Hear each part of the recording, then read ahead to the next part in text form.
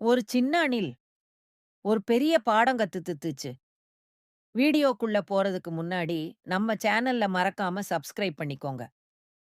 ஒரு நாள் கார்த்திக் என்ற சிறுவன் வீட்டில அவன் உணவை சென்று குப்பை தொட்டியில் போட்டான்.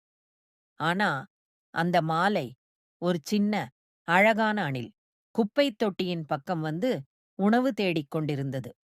அணில் தரையில் விழுந்திருந்த அரிசித் துகள்களை மெதுவாக தின்ன ஆரம்பிச்சது.